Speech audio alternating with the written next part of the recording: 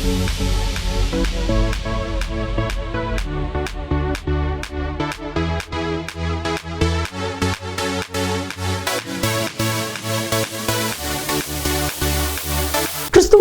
பிரியமான தெய்வ பிள்ளைகளே, வெளிப்படுத்தின விசேஷம் பரலோகத்தின் சில காட்சிகள், கர்த்தராகிய இயேசு கிறிஸ்துவனுடைய வருகை, பூமியின் ராஜ்யங்களுடைய வரலாற்றினுடைய முடிவுகள், இவைகளை வெளிப்படுத்துவது தான் வெளிப்படுத்தின விசேஷம்.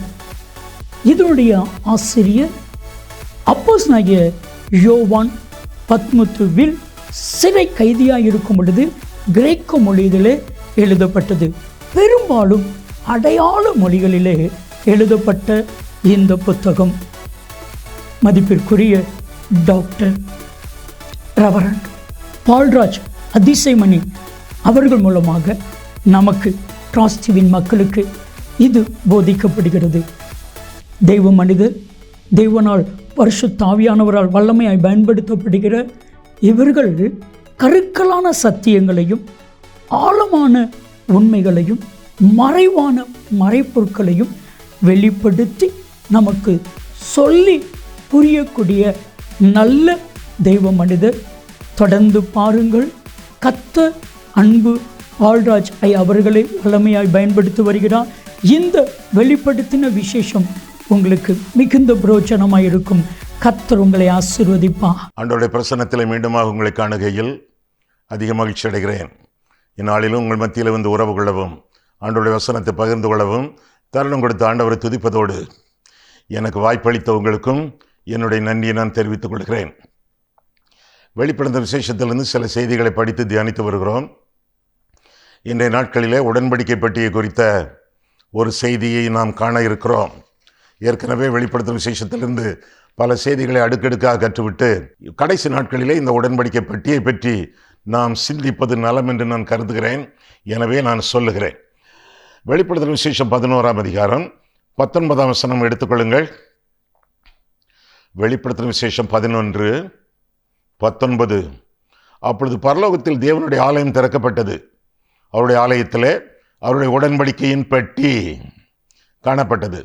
அப்பொழுது மின்னல்களும் சத்தங்களும் இடிமுழக்கங்களும் பூமி அதிர்ச்சியும் பெருங்கல் மழையும் உண்டாயின என்று சொல்லி வாசிக்கிறோம்.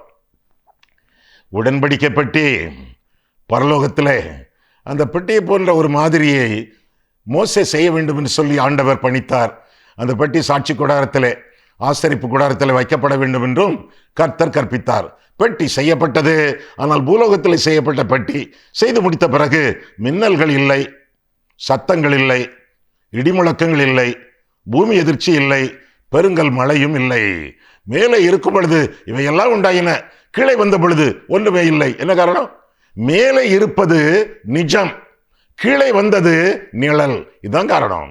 மேலே இருப்பது மறையாதது, நீங்காதது, நிலைத்திருப்பது, நிரந்தரமானது.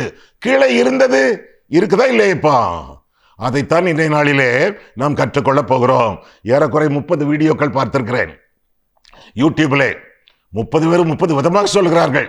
இந்த உடன்படிக்கை பற்றி எங்கே இருக்கிறது, எப்படி இருக்கிறது என்பது எவருமே சொல்லவில்லையே. 1-2 பேர் கொஞ்சம் ட்ரை பண்ணியிருக்காங்க. முற்றிலுமாக விடை அவர்களிடத்தில் இல்லை. இன்றைக்கு சரியான விடையை வேதத்திலிருந்து கண்டுகொள்ளப் போகிறோம், கற்றுக்கொள்ளப் போகிறோம். அதற்கு முன்பு உடன்படிக்கை பெட்டி என்பது இயேசு கிறிஸ்துவின் மாதிரி, தேவ பிரசன்னத்தை குறிப்பிடக்கூடியது, மோட்சத்தின் முன்ருசி, உடன்படிக்கையின் உயரிய வாழ்வை குறித்து சொல்லக்கூடிய ஒரு அற்புதமான ஒரு உபகரணம்.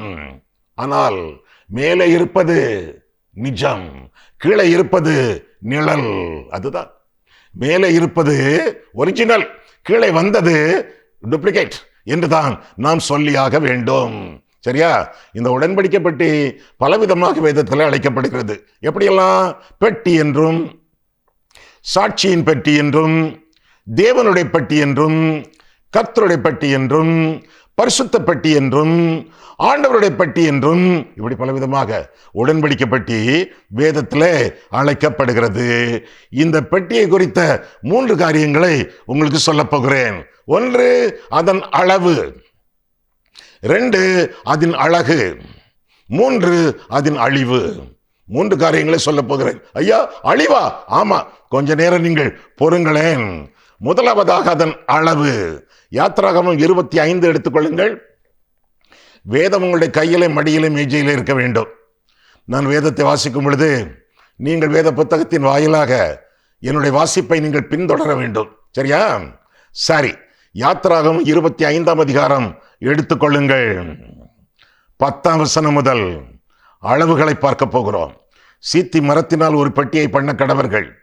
அதன் நீளம் 2.5 முழமும் அதன் அகலம் 3.5 முழமும் அதன் உயரம் 1.5 முழமுமாய் இருப்பதாக அளவு. அதை எங்கும் பசும்பொன் தகட்டால் மூடுவாயாக. பசும்பொன் தகடு பொன், தெய்வீகத்தை குறிப்பிடக்கூடிய ஒரு வார்த்தை. Gold is divine according to the word of God. அப்போ ஆண்டவராகிய இயேசு கிறிஸ்து பொன் எப்படிப்பட்டவர்? வேதத்தில் பார்க்கும் பொழுது அவர் தெய்வீகமானவர், அவர் தேவனுடைய குமாரன் என்று சொல்லி நாம் அறிந்து கொள்ளலாம். எப்படிப்பட்ட மரம்? சீத்தி மரம் என்று சொல்லி அந்த 10ஆம் வசனத்தில் நாம் வாசிக்கிறோம். சீத்தி மரம் நம்ம ஒரு கள்ளி மரம் போல, அது காய்ந்து போனால் தொட்டாலே அது நொறுங்கிவிடும். சாதாரண மரம், ரொம்ப சாதாரணமான மரம். மரம் எதை குறிப்பிடுகிறது? இயேசு கிறிஸ்துவினுடைய மனுஷீகத்தை குறிப்பிடுகிறது. மரத்திலே தூக்கப்பட்டவர் மரம், ஆண்டவருடைய மனுஷீகம், அவர் மனுஷகுமாரன். பொன், ஆண்டவருடைய தெய்வீகம், அவர் தேவகுமாரன். எப்படியெல்லாம் ஆண்டவர் செய்திருக்கிறார் பாருங்கள். 11, அதை எங்கும் பசும்பொன் தகட்டால் மூடுவாயாக.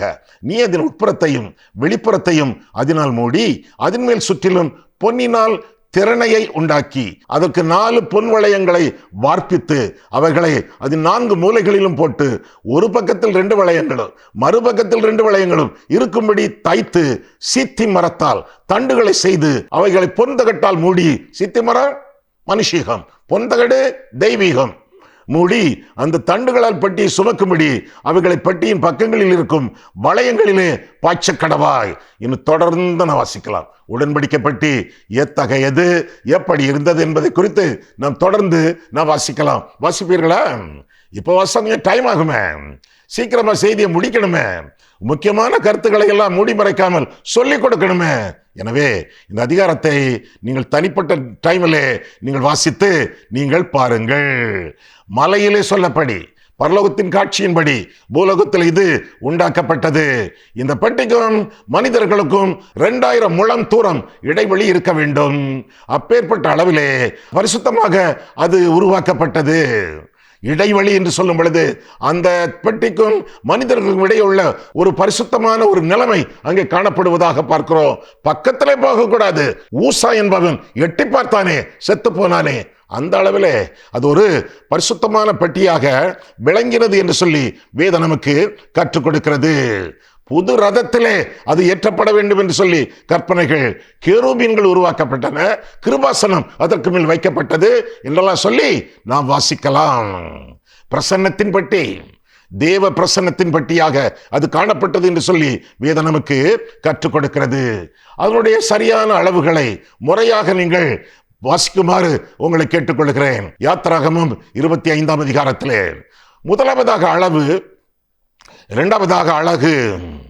அழகு அந்த பெட்டியை பார்க்கும் பொழுது, வெளிப்படுத்தும் விசேஷத்திலே பார்க்கும் பொழுது ஏற்கனவே பார்த்தோம். 19ஆம் வசனம் பாருங்கள். அப்பொழுது இது ஒரிஜினல், நிஜம். அப்பொழுது பரலோகத்தில் தேவனுடைய ஆலயம் திறக்கப்பட்டது. அவருடைய ஆலயத்திலே அவருடைய உடன்படிக்கை பெட்டி காணப்பட்டது. அப்பொழுது என்னென்ன அழகு! மின்னல்களும் சத்தங்களும் இடிமுழக்கங்களும் பூமி அதிர்ச்சியும் பெருங்கல் மழையும் உண்டாயின. ஆனால் பூலோகத்தில் செய்யப்பட்ட மாதிரி அது செய்யப்பட்ட பொழுது இதெல்லாம் உண்டாகவில்லை. அழகான பெட்டி உன்னதத்திலே, சாதாரணமான பெட்டி உலகத்திலே என்று சொல்லி அதை குறித்து நாம் பார்க்கிறோம். இந்த பெட்டி தேவனுடைய பிரசன்னத்தின் அடையாளமாக இருந்தது.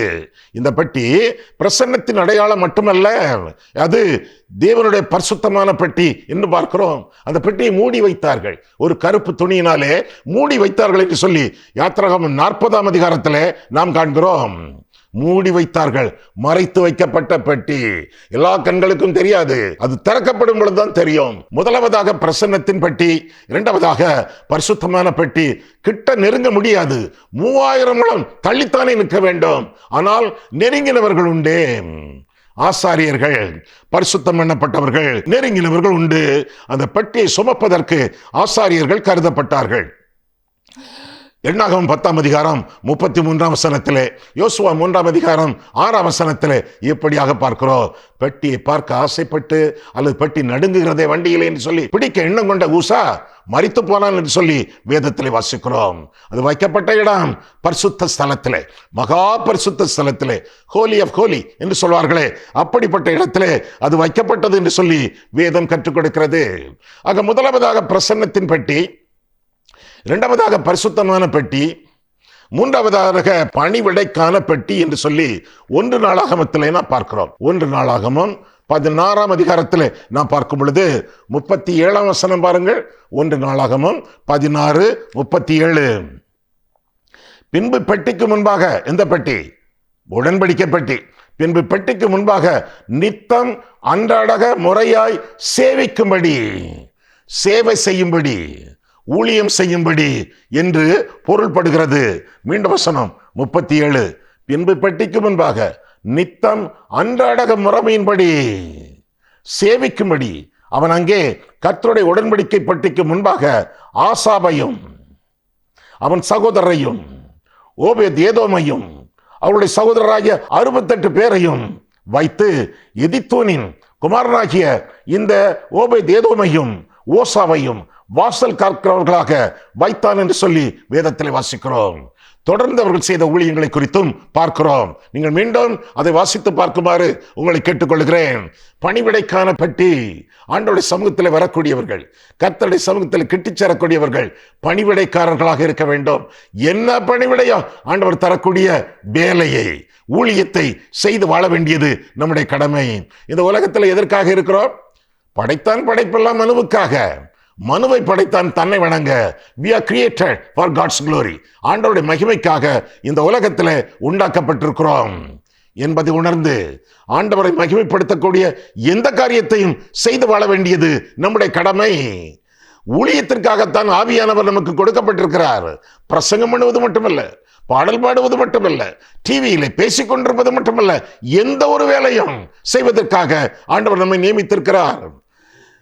தேவனானவர் முதலாவது அப்போஸ்தலரையும் பின்பு தீர்க்கதரிசிகளையும் என்று சொல்லி 1 கொரிந்தியர் 28 வாசிக்கிறோமே. பரிசுத்த ஆவியானுடைய வரங்களின் பட்டியலை எங்கே பார்க்கிறோமே, அதுல 1 ஊழியங்களையும் என்று இருக்கிறது. ஆவியின் வரங்களிலே 1 ஊழியங்கள். ஊழியம்னா நல்லா இருக்க கேட்கறதுக்கு, சரியான மொழிபெயர்ப்பு அது அல்ல. த கிஃப்ட் ஆஃப் ஹெல்ப்ஸ் என்று சொல்லி ஆங்கில வேதாகமத்திலே பார்க்கிறோம், கிரேக்க வேதாகமத்திலே பார்க்கிறோம். ஊழியங்கள் அல்ல, உதவி செய்வது. உதவி செய்வது கூட ஆண்டவருக்கு பிரியமான சேவை, ஆண்டவருக்கு பிரியமான ஊழியங்கள் என்று சொல்லி வேதம் கற்றுக் கொடுக்கிறது. ஐயா, ஆலயத்தில் நான் வருகிறேன், 10 வருஷமாக 20 வருஷமாக இருக்கிறேன், எனக்கு பொறுப்பு இல்லை ஐயா, எனக்கு ஊழியம் இல்லை ஐயா, சேவை செய்ய நான் துடிக்கிறேன் ஐயா, என்னை கண்டுகொள்ள மாட்டேன் என்கிறார்கள். ஐயா, என்னத்தையா நான் செய்ய? எவ்வளவு வரம் பெற்றவன் நான், எவ்வளவு படித்தவன் நான், ஒன்றும் செய்ய விடமாட்டேன் என்கிறார்களே. இது உங்களுடைய பிரச்சனையா? உதவி செய்யுங்கள், வருகிறவர்களுக்கு உதவி செய்யுங்கள். முட்டு வலியோடு நடந்து வருகிறார்களே, அவர்களை தாங்கி பிடித்து ஆசனத்திலே உட்கார வையுங்கள். தண்ணீர் இல்லையா, கோரி வையுங்கள். பப்ளிக் அட்ரஸ் சிஸ்டம் சரியாக வேலை செய்யவில்லையா, நீங்கள் அந்த வேலை செய்யுங்கள். ஆங்காங்கு துண்டு துணிகள், துண்டு தாள்கள் கிடக்கின்றனவா, அவற்றை எல்லாம் பொறுக்கி போடுங்கள். பெஞ்சுகளை, மேஜையை நீங்கள் துடையுங்கள். ஊழியங்கள், உதவிகள், சேவைகள், இதெல்லாம் பரிசுத்த ஆவியானவர் நியமித்த காரியங்கள். பெசலெயேல் என்று ஒரு மனுஷனை பற்றி உங்களுக்கு தெரியுமா? யாத்திராகமம் 31ஆம் அதிகாரம் மர வேலைகளை செய்வதற்காக, சித்திர வேலைகளை செய்வதற்காக, தேவாலயத்தின் பணிமுட்டு வேலைகளை செய்வதற்காக பரிசுத்த ஆவியினால் நிரப்பப்பட்ட மனுஷன். ஆலய பணிவிடைக்காரர்கள் என்று சொல்கிறோமே, கோயில் குட்டிகள் என்று சொல்கிறோமே, அதுபோல பணிவிடைகளை செய்வதற்கும் நாம் அழைக்கப்படுகிறோம். அதெல்லாம் பரிசுத்த ஆவியானவருடைய வரங்கள் என்பதை அறிந்து கொள்ளுங்கள், ஆவண செய்யுங்கள். ஆக பணிவிடை பெட்டி, பணிவிடைகளை எதிர்பார்க்கக்கூடிய பெட்டி, பணிவிடைக்கான பெட்டி என்று சொல்லி உடன்படிக்கை பெட்டி குறித்து நாம் வேதத்திலே வாசிக்கிறோம். முதலாவதாக பிரசன்னத்தின் பெட்டி, இரண்டாவதாக பரிசுத்தமான பெட்டி, மூன்றாவதாக பணிவிடைக்கான பெட்டி, நான்காவதாக பயங்கரமான பெட்டி. உடன்படிக்கை பெட்டி அழகு இருந்தது, அதே வேளையிலே பயங்கரமான பெட்டி என்று சொல்லியும் பார்க்கிறோம். ஆசாரியர்கள் தான் அந்த பெட்டியை தூக்க வேண்டும், வேறு யாரும் எட்டி கூட பார்க்க முடியாது. ஆமா, எரிகோ வீழ்ச்சி, எரிகோ கோட்டை தகர்ந்து விழுந்தது. அதற்கு என்ன காரணம் ஐயா? காரணம் ஐயா, எல்லாரும் அதை சுற்றி சுற்றி நடந்து வந்தார்கள். 7ஆம் நாளில் 7 தடவை சுற்றி வந்தார்கள். சுற்றும் பொழுதெல்லாம் அவர்கள் ஆர்ப்பரித்தார்கள். கோட்டை விழுந்தது என்று சொல்வீர்களோ? தப்பு. அது விழுந்ததற்கு என்ன காரணம் தெரியுமா? அவர்கள் கூட்டமாக சுற்றி வந்தார்களே, அதற்கு முன்பாக முதலிலே உடன்படிக்கப்பட்டு சென்றது என்று வேதத்தில் வாசிக்கிறோம். உடன்படிக்கப்பட்டு தேவனுடைய சித்தம், தேவனுடைய சாயல், தேவனுடைய பிரசன்னம், தேவனுடைய பயங்கரம் அது முன்னால் சென்றது. முன்னால் செல்லும் பொழுது வல்லமையின் பெட்டி, அந்த பரிசுத்தமான பெட்டி, பயங்கரமான பெட்டி முன்னால் செல்லும் பொழுது கோட்டை விழுந்தது என்று சொல்லி வேதத்திலே வாசிக்கிறோம். பல காரியங்களை நாம் செய்யலாம், பல அலுவல்களிலே ஈடுபடலாம், பல வியாபாரங்களை நாம் பண்ணலாம், பல விதமான படிப்புகளை நாம் படிக்கலாம். வெற்றி உடன்படிக்கை பெட்டி, ஆண்டவராய் இயேசு கிறிஸ்துவின் பிரசன்னம். அவருக்கு முதலிடம் முக்கியத்துவம் கொடுத்து வாழும் பொழுது ஆச்சரியமான காரியங்கள், அற்புதமான காரியங்கள் வாழ்க்கையில் விளங்கும் என்று சொல்லி வேதம் கற்றுக் கொடுக்கிறது. பெட்டியை பிடித்து விட்டார்கள். ஒரு காலகட்டத்தில் பெலிஸ்தர்கள் கொண்டு சென்றார்கள். பெரிய பெட்டி, விசித்திரமான பெட்டி, இஸ்ரவேலருக்கு அது பயங்கரமான பெட்டி. அசாதாரணமான பெலிஸ்தர்களுக்கு எதிரிகள் பிடிக்கக்கூடிய அளவிலே அந்த பெட்டி தன்னை விட்டுக் கொடுத்தது. போய் பெலிஸ்தருடைய கடவுள் என்று கருதப்பட்ட தாகோன் கோயிலிலே வைத்தார்கள். தாகோன் கீழே இடிந்து விழுந்தான் என்று சொல்லி வேதத்தில் வாசிக்கிறோம். பொறுக்க முடியவில்லை, ஊரெல்லாம் வியாதிகள் உருவாகின. கடைசியில அது திருப்பப்பட்டது என்று சொல்லி வேதத்தில் வாசிக்கிறோம். தேவ பிரசன்னம், அந்த பிரசன்னத்தினாலே உண்டான பயங்கரம். பெட்டி அந்த தப்பான இடத்தில் இருக்க முடியவில்லை. கர்த்தர் அதை திருப்பி கொண்டு வந்தார் என்று சொல்லி வேதத்தில் வாசிக்கிறோம். பலத்தினாலும் அல்ல, பராக்கிரமத்தினாலும் அல்ல, என் ஆவியினால் ஆகும் என்று சொல்லி ஆண்டவர் திருவளம் பற்றினாரே, சகரியா 4:6. அதுபோல ஆண்டவருடைய பிரசன்னம் எங்கே இருக்கிறதோ அங்கே பலமும் இருக்கும், பயங்கரமும் இருக்கும் என்று சொல்லி வேதம் நமக்கு கற்றுக் கொடுக்கிறது. எரிகோவிலே வெற்றி, ஆயிலே தோல்வி. ஆயி பட்டணம் அந்த பெட்டியை கொண்டு போகவே இல்லை, சும்மா எகத்தாளமாக டேக் இட் ஃபார் கிராண்டட் என்று சொல்வார்களே, மெத்தனமாக அவர்கள் சென்றார்கள், தோற்று போனார்கள் என்று சொல்லி வேதம் கற்றுக் கொடுக்கிறது. பயங்கரமான பெட்டி ஆண்டவராய் இயேசு கிறிஸ்து நம்முடைய உள்ளத்திலே இருக்கும் பொழுது, ஆண்டவராய் இயேசு கிறிஸ்து நம்முடைய உறவுகளிலே இருக்கும் பொழுது, ஆண்டவராய் இயேசு கிறிஸ்து நம்முடைய அருகிலே, நம்முடைய உறவிலே, நம்முடைய வீட்டிலே இருக்கும் பொழுது நம்மை சுற்றிலும் பயங்கரங்கள் இருக்கும். உருவின பட்டயத்தோடு தூதன் வலம் வருவான், யாரும் பக்கத்தில் நெருங்க முடியாது, எட்டி பார்க்க முடியாது. சேனைகளின் கர்த்தர் நம்மோடு இருப்பார், யாக்கோபின் தேவன் நமக்கு உயர்ந்த அடைக்கலமானவர் என்றெல்லாம் வேதத்திலே வாசிக்கிறோமே. நம்முடைய பயங்கரம், நம்மிடத்தில் இருக்கக்கூடிய இயேசு கிறிஸ்து மற்றவர்களுக்கு பயங்கரமாக காட்சி அளிப்பார். இன்னும் பார்க்கும் பொழுது இது பேராசீர்வாதத்தின் பெட்டி, ஆசீர்வாதம் தரக்கூடிய பெட்டி என்று சொல்லி வேதம் நமக்கு கற்றுக் கொடுக்கிறது. ஓபேத் ஏதோம் இந்த மனுஷனுடைய வீட்டிலே இந்த பெட்டி 3 மாதம் தற்காலிகமாக வைக்கப்பட்டிருந்தது. அந்த வீடு முழுவதும் அந்த 3 மாதத்திலே பெரிய செழிப்பு என்று சொல்லி வேதத்திலே வாசிக்கிறோம். பல கோணங்களிலே கர்த்தர் அந்த வீட்டை ஆசீர்வதித்தார் என்று சொல்லி வேதம் நமக்கு கற்றுக் கொடுக்கிறது. நம்முடைய வீட்டை ஆண்டவர் ஆசீர்வதிக்க வேண்டுமா? அப்படின்னா பெட்டி இருக்க வேண்டுமே, தேவனுடைய பிரசன்னம் தங்க வேண்டுமே. எப்படி ஐயா தங்கும்? குடும்ப ஜபம் உண்டா? விருந்தோம்பல் உண்டா? அந்நியரை உபசரிக்கிறீர்களா? உண்டா? ஏழைகளை நீங்கள் பராமரிக்கிறீர்களா? உண்டா? ஊழியக்காரர்களை நீங்கள் ஏற்றுக்கொள்கிறீர்களா? உண்டா? அல்லது வீட்டுக்குள்ளே 2 பேர் 3 பேர் நேரடியாக அல்லது போனிலே புறங்கூறி கொண்டிருக்கிறீர்களா? மோசேக்கு விரோதமாக அண்ணனும் அக்காளும் புறங்கூறிய பொழுது கர்த்தர் அவர்களை விட்டு போய்விட்டார் என்று வேதத்திலே வாசிக்கிறோமே. என்னாகமம் 12 they lost the presence of God. We need to guard the presence of God. தேவனுடைய பிரசன்னத்தை நாம் காத்துக்கொண்டு வாழ வேண்டியது நம்முடைய கடமை. அப்படி காத்துக்கொள்ளும் பொழுது வாழ்வு, காத்துக்கொள்ளவில்லை என்றால் வீழ்ச்சி. வீழ்ச்சியின்றி வாழ்வோடு, தாழ்வு இன்றி வாழ்வோடு ஆண்டவருடைய சமூகத்திலே வாழ கடவோம். ஆக முதலாவதாக அளவு, இரண்டாவதாக இப்படிப்பட்ட அழகு, மூன்றாவதாக அழிவு. அந்த பெட்டி என்ன ஆயிற்று, எங்கே இருந்தது என்று பார்க்கும் பொழுது முதலாவதாக ஆசரிப்பு கூடாரத்திலிருந்து அந்த பெட்டி சாலமோன் ஆலயத்திற்கு கொண்டு வரப்பட்டது என்று சொல்லி வேதத்தில் வாசிக்கிறோம். ஊசா இடைகளை மறித்து போனான், சேருபீன்கள் அந்த மகிமை எல்லாம் தேவனுடைய ஆலயத்தில் காணப்பட்டது என்று சொல்லி வேதத்தில் வாசிக்கிறோம். அது மட்டுமல்ல, பாவ நிவர்த்தி நாளிலே அது கொண்டு வரப்பட்டது, அதனுடைய மகிமையை மக்கள் கண்டார்கள் என்று சொல்லி வேதத்தில் வாசிக்கிறோம். கீரியாத் ஏயாரீம் என்ற இடத்துல 20 வருஷங்கள் அந்த பெட்டி தங்கியது என்று சொல்லி வேதம் நமக்கு கற்றுக் கொடுக்கிறது. பின்பு நேபோ என்ற மலைக்கு அது கொண்டு போகப்பட்டது என்று சொல்லி வேதத்தில் வாசிக்கிறோம். அதற்கு பிறகு பார்க்கும் பொழுது எருசலேம், அதனுடைய தேவாலயம் எல்லாமே அழிக்கப்பட்டது, இடிக்கப்பட்டது என்று பார்க்கிறோம். சிலர் சொன்னார்கள், யூதர்கள், எருசலேம் ஜனங்கள் அவர்கள் எல்லாருமே சிறைபிடிக்கப்பட்டு பாபிலோனுக்கு சென்ற பொழுது பெட்டியை தூக்கி கொண்டு போனார்கள் என்று சொன்னார்கள். அது வேதத்தின் அடிப்படை காரியம் அல்ல. பெற்ற நாட்களிலே அது கிபியா என்ற இடத்திலே தங்கினதாக நியாயாதிபதிகள் 20ஆம் அதிகாரம் 27ஆம் வசனத்திலே நாம் வாசிக்கிறோம். ஆனால் அது எங்கே இருக்கிறது? மன்னா எங்கே? ஆரோன் கோல் எங்கே? கற்பலகைகள் எங்கே? 1 ராஜாக்கள் 8ஆம் அதிகாரம் பாருங்கள். 1 ராஜாக்கள் 8ஆம் அதிகாரத்திலே நாம் பார்க்கும் பொழுது இந்த காரியங்கள் எல்லாம் அங்கே சொல்லப்பட்டிருக்கின்றன. 1 ராஜாக்கள் 8ஆம் அதிகாரம் 9ஆம் வசனம், 5ஆம் வசனத்திலிருந்தே வாசிப்போமே.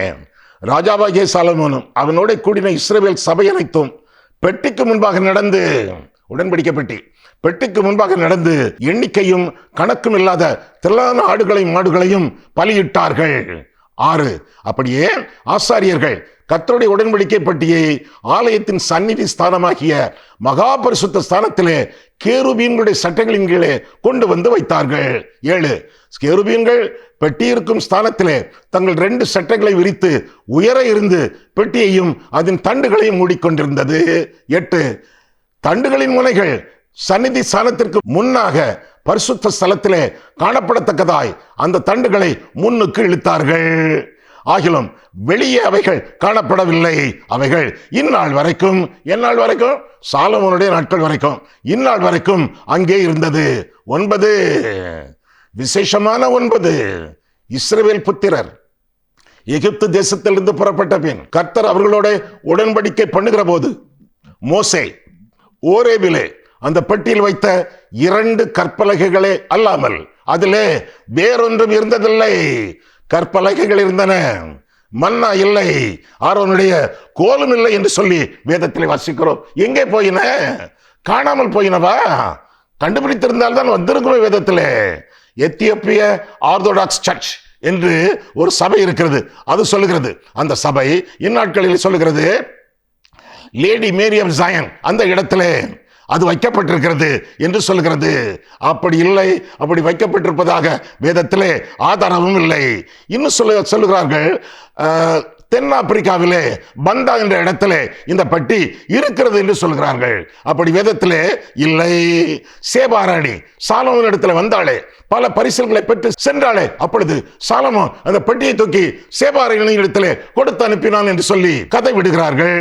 அதுவும் இல்லை, அதற்கு வேதத்திலே ஆதாரம் இல்லை.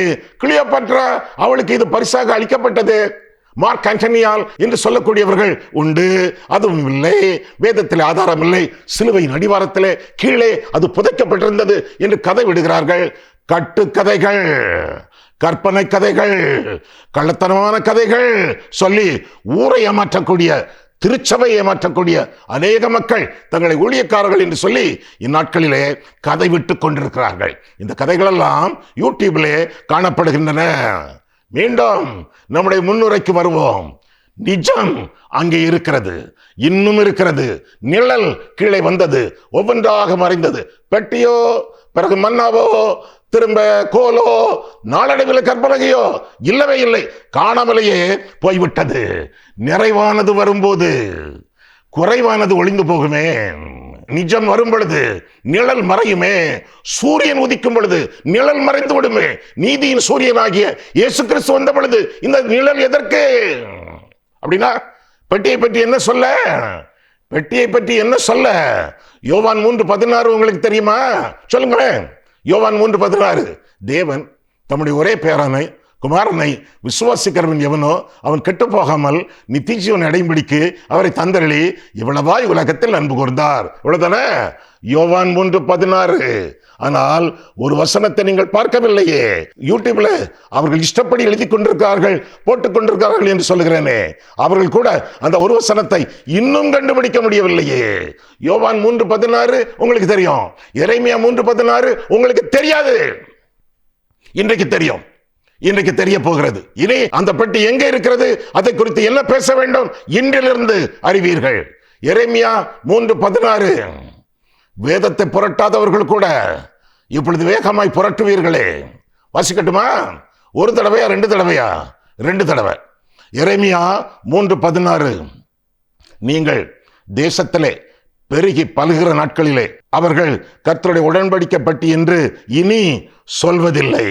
அது அவர்கள் மனதில் எழும்புவதும் இல்லை, அது அவர்கள் நினைவில் வருவதும் இல்லை, அதை குறித்து விசாரிப்பதும் இல்லை, அது இனி செப்பனிடப்படுவதும் இல்லை. அப்படின்னா அழிஞ்சு போச்சுன்னு அர்த்தம். செப்பனிடப்படுவதும் இல்லை என்று கர்த்தர் சொல்லுகிறார். வசனத்தை நான் சொல்லாமலேயே நீங்கள் அண்டர்லைன் பண்ணுவீங்களே, அடிக்கோடு போட்டுக் கொள்வீர்களே. நிஜம் நிலைத்திருக்கிறது, நிழல் அழிந்து போயிற்று. காரணம், சூரியன் வரும் பொழுது நிழல் மறையுமே. அதுபோல நீதியின் சூரியனாகிய ஆண்டவராகிய இயேசு கிறிஸ்து இந்த உலகத்தில் வந்த பிறகு இதெல்லாம் அவசியம் இல்லை. நிஜம் இருக்கிறது, நிழல் போயிற்று. எதற்காக? விக்கிரக ஆராதனை கூடாது. இன்று வரைக்கும் அந்த பெட்டி இருக்கும் என்றால் கர்த்தரை வழிபடுவதற்கு பதிலாக அவர்கள் பெட்டியை தான் வழிபடுவார்கள். சவுல் ஒரு தடவை அப்படித்தானே செய்தான். அவன் தூரம் போன பொழுது, சோரம் போன பொழுது அந்த பெட்டியை கொண்டு வாங்க என்று கேட்டானே. அதுபோல பெட்டி, அவனுடைய கதை முடிந்தது. பொற்கன்று குட்டி அழிந்து போயிற்று, வெண்கல சர்ப்பம் அழிந்து போயிற்று, மோசையின் சரீரம் அழிந்து போயிற்று. மோசையின் சரீரத்திற்காக பிசாசு மிகாவேல் தூதனோடு பாதித்தான் என்று சொல்லி யூதாவிலே வாசிக்கிறோமே. எதற்காக? அந்த சரீரம் பிசாசுக்கு, சாத்தானுக்கு கிடைத்து விட்டது என்றால் அதை நட்டு அதற்கு உயிர் கொடுத்து ஆவி கொடுத்து விக்கிரகமாக்கி அநேகரை ஆண்டவரிடமிருந்து இழுத்து தன்வசம் வைத்துக் கொள்வான். மோசே சரீரம் விக்கிரகமாக வைக்கக்கூடிய அளவிலே அவனுக்கு கொடுக்கப்படவில்லை. இந்த எல்லா விதமான விக்கிரகங்கள், என்னென்ன விக்கிரகங்கள்? பொற்கன்று குட்டி, வெண்கல சர்ப்பம், மோசே சரீரம், இதையெல்லாம் ஆண்டவர் அனுமதிக்கவில்லை. அவையெல்லாம் விக்கிரகங்களாக ஆக்கப்பட ஆண்டவர் அனுமதிக்கவில்லை. விக்கிரகங்களுக்கு விலகி ஓடுங்கள். அவர்கள் மட்டுமல்ல, நாமும் கூட விக்கிரகங்களுக்கு விலகி ஓடி விசுவாசத்தோடு ஆண்டவராகிய இயேசு கிறிஸ்துவை பற்றி கொண்டு அவருக்கு மட்டுமே நாம் ஆராதனை செய்து அவரை மட்டுமே பணிந்து கொண்டு அவருடைய சித்தத்திலே ஜீவித்து மற்றவர்களுக்கும் அந்த ஜீவியத்தின் வாசனையை நாம் கொடுத்து ஆண்டவரை மகிமைப்படுத்துவோம், ஆண்டவரை மகிழ்ச்சிப்படுத்துவோம். கர்த்தர் உங்களை ஆசீர்வதிப்பாராக. கண்களை மூடுவோம், கர்த்தரை பார்ப்போம். அன்புள்ள ஆண்டவரே, உம்முடைய வசனங்களை ஆராயவும் எங்கள் வாழ்க்கையை ஆராயவும் உம்முடைய சந்நிதியில் எங்களை வரவழைத்தீர். அதற்காக நன்றி செலுத்துகிறோம் சுவாமி. கட்டுக்கதைகளை நம்பாமல், கற்பனை கதைகளை போதிக்காமல், கள்ளத்தனமான போதனைகளை எல்லாம் உலகத்தில் திருச்சபையிலே நாங்கள் விளம்பரம் பண்ணாமல் கர்த்தருடைய வேதத்திற்கு முதலிடம் முக்கியத்துவம் கொடுத்து வேதத்திற்குள்ளாக மறைந்து வாழவும், வேதத்தை பிரசாப பண்ணி ஜீவிக்கவும் ஆண்டவரே நீர் எங்களுக்கு அருளி செய்யும். இந்த வசனங்களை எல்லாம் நீர் எங்களுக்கு தந்ததற்காக உமக்கு ஸ்தோத்திரம். இயேசு கிறிஸ்துவின் நாமத்தில் ஜெபிக்கிறோம் பிதாவே, ஆமேன்.